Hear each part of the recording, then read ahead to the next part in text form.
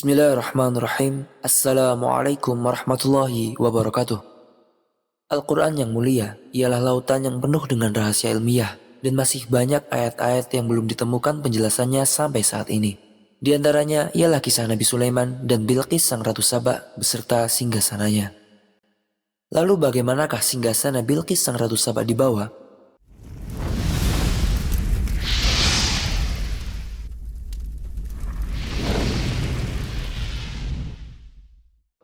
Allah Subhanahu wa Ta'ala memuliakan para nabinya dengan berbagai macam mukjizat yang melebihi segala yang dicapai manusia di abad 21. Nabi Musa alaihissalam memukul laut dengan tongkatnya, yang kemudian berubah menjadi jalan tanah yang dilalui oleh Nabi Musa dan kaumnya, dan setelah itu mereka menyeberangi laut untuk menjauh dari kejaran Fir'aun dan bala tentaranya. Fir'aun dan tentaranya pun mengikuti mereka, maka laut kembali seperti semula dan menenggelamkan Fir'aun dan bala tentaranya. Mukjizat ini ialah mukjizat yang benar dan tidak diragukan lagi. Tetapi sains belum menemukan rahasia dari mukjizat ini. Demikian pula ada banyak mukjizat dari para rasul sebelumnya yang tidak dapat kita temukan penjelasannya karena mukjizat tersebut tidak bisa dicapai oleh akal manusia.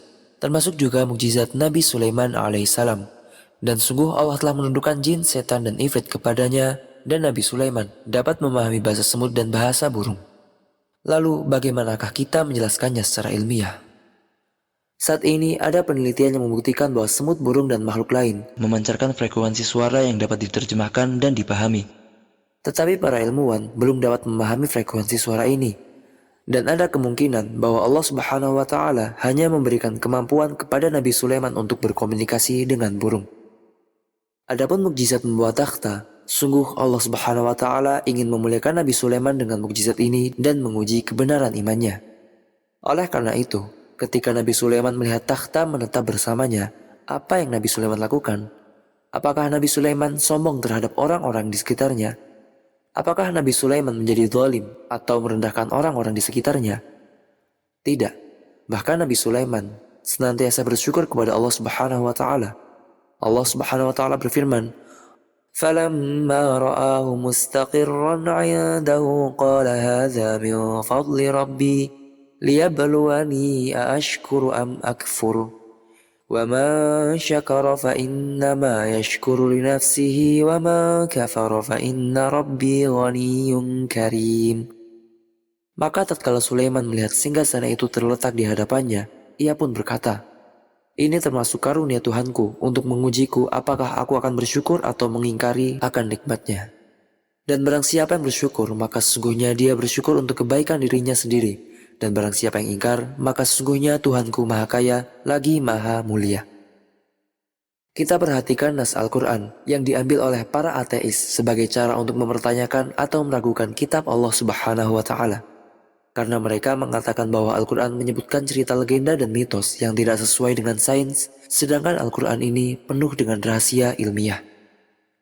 Seorang wali Allah lah yang mampu memahami rahasia kitabnya, yaitu Zabur, dan mungkin dengan membaca beberapa ayat di dalamnya, untuk memanfaatkan energi alam semesta baginya untuk membuat takhta ini dengan kecepatan yang luar biasa seperti dengan kecepatan cahaya. Allah Subhanahu wa Ta'ala berfirman, قال الذي عنده علم من الكتاب أنا آتيك به قبل أن يرتد إليك طرفك. Berkatalah seorang yang mempunyai ilmu dari Alkitab, aku akan membawa singgasana itu kepadamu sebelum matamu berkedip. Waktu mengedipkan mata ialah 0,025 detik, yang merupakan waktu yang sangat sedikit, dan waktu yang singkat ini singgasana dibawa. Dan hari ini, kita tidak terkejut ketika kita tahu bahwa beberapa peneliti berpikir mempercepat objek hingga mencapai kecepatan cahaya dan memanfaatkan kecepatan ini untuk transportasi. Namun penelitian masih terbatas pada pembahasan ini. Suatu bentuk kesalahan jika menganggap bahwa pada zaman Nabi Sulaiman alaihissalam telah menyaksikan perkembangan teknologi seperti yang kita jalani sekarang atau lebih.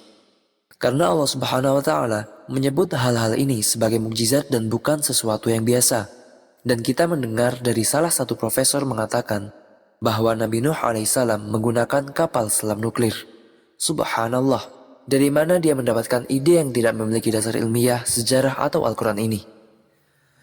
Kita juga mendengar dari pendapat lain bahwa Fir'aun memiliki teknologi yang lebih maju daripada zaman kita sekarang. Dan dengan itu, mereka mampu mengangkat batu seberat beberapa ton untuk membangun piramida. Tapi akhirnya menjadi jelas bahwa bahan batu dari piramida tersebut dibuat dari tanah liat, air, dan kapur. Begitu juga termasuk kesalahan ketika mengatakan bahwa Nabi Sulaiman alaihissalam menggunakan teknologi canggih untuk membuat takhta atau memiliki sistem komunikasi yang canggih. Allah Subhanahu wa Ta'ala telah memuliakan Nabi Sulaiman dan para nabi lainnya dengan mukjizat yang melampaui akal manusia sampai sekarang. Dan ini berasal dari rahmat dan kemurahan Allah atas mereka.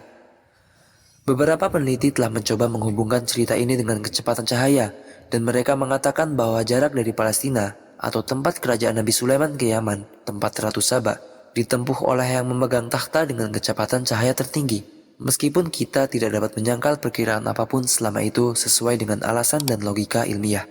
Akan tetapi tidak ada bukti ilmiah untuk hal ini. Wallahu ta'ala a'lam, wassalatu wassalamu ala ashrafil anbiya'i wal mursalin, wa ala alihi wa sahbihi ajma'in. Wassalamualaikum warahmatullahi wabarakatuh.